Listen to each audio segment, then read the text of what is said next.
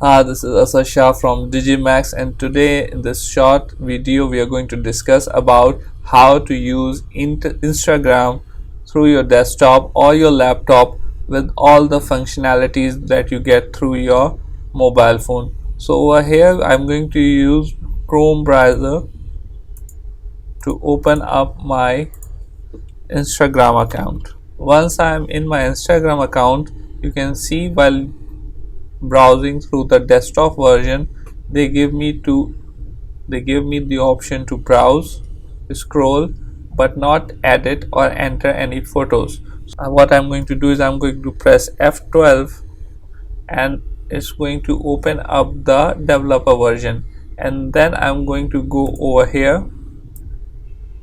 See, there is a toggle button, and over here I'm going to press into a mobile device, and then I'm going to press F5 for refresh.